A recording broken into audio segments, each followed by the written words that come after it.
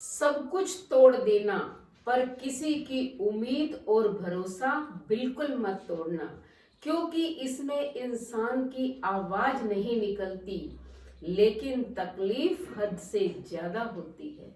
तो नमस्कार मेरे प्यारे प्यारे बच्चों, आप सबका हार्दिक हार्दिक स्वागत, अभिनंदन। बेटा, इस संसार में दो तरह के लोग होते हैं, एक सज्जन और एक दुर्जन। सज्जन का काम होता है दूसरों की भलाई करना, परोपकार करना, और दुर्जनों का काम होता है दूसरों को दुख पहुंचाना। लेकिन हमें जो है हमेशा सज्जनों जैसा व्यवहार करना चाहिए, क्योंकि अगर हम अच्छा व्यवहार करेंगे तो भगवान भी हम पर प्रसन्न होगा और कभी भी हमारे साथ बुरा नहीं होगा। तो ऐसी मैं आपको एक कहानी सुनाने जा रही हूँ। एक बार की बात है कि एक राजा को कुष्ठ का रोग हो गया। अब उसने बहुत सारे वैद्यों को यानी कि चिकित्सकों को बुलाया कि कैसे मेरा कुष्ठ रोग दूर हो। तब वैद्यों ने कहा कि अगर हंसों को मारकर उनकी दवाई बनाकर तुम्हारे शरीर पर लेप लगा दिया जाए तो ये कुष्ठ रोग दूर हो जाएगा। राजा ने तुरंत जो है शिकारियों को बुलाया और आज्ञा दी, हंसों को पकड़ कर लाओ। अब शिकारी जो है मानसरोवर पर पहुंच गए, क्योंकि हंस वहां आते थे। जैसे ही वो शिकारी वहां पहुंचा तो हंस वहां से उड़ गए। बार बार उन्होंने बड़ी कोशिश की कि हंसों को हम पकड़ ले, लेकिन वो पकड़ नहीं पाए।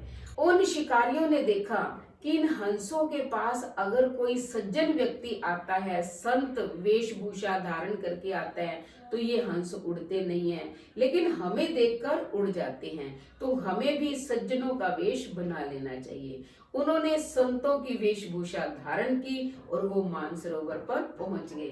अब हंसों ने तो पहचान लिया कि ये वही कपटी शिकारी हैं, लेकिन उन्होंने फिर भी संत वेशभूषा का मान रखा और वो उनके जाल में बंध गए। अब शिकारी जो है उनको पकड़कर राजा के पास ले आए। अब भगवान ने सोचा कि जब इन हंसों ने संतों की वेशभूषा से प्रभावित होकर स्वयं को बंधवा लिया है, तो मुझे भी इनकी रक्षा करनी चाहिए। अब भगवान ने वैद्य का रूप धारण किया और उस राजा की नगरी में पहुंच गया और घोषणा करवा दी कि जो भी कुष्ठ का रोगी है या ऐसा ही कोई असाध्य रोग है तो मैं उसे ठीक कर दूंगा। लोग पकड़कर उसे राजा के पास ले गए। तब भगवान ने राजा को कहा कि तुम इन हंसों को छोड़ दो, मैं तुम्हारा कुष्ठ रोग सही कर दूंगा। लेकिन राजा ने मना कर दिया। राजा ने कहा कि जब तक मेरा कुष्ठ रोग सही नहीं होगा मैं इन हंसों को नहीं छोड़ूंगा, क्योंकि बहुत मुश्किल से इनको पकड़ा गया है।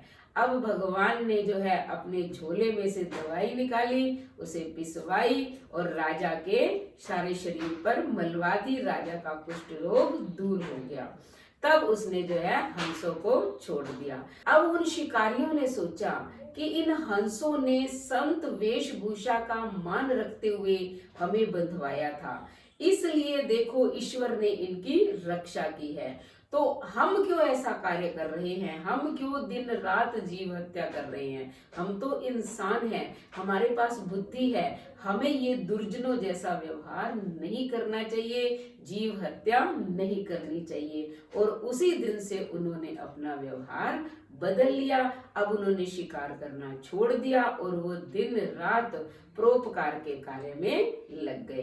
तो बेटा, हमेशा जीवन के अंदर भलाई के कार्य करो, क्योंकि ये मानव शरीर बार बार मिलने वाला नहीं है। तो कैसी लगी वीडियो? अगर कहानी अच्छी लगी तो चैनल को सब्सक्राइब करें, लाइक और शेयर करें, कमेंट करें और बेल आइकन के बटन को दबाएं ताकि अगली कहानी का नोटिफिकेशन सबसे पहले आपको मिले। धन्यवाद।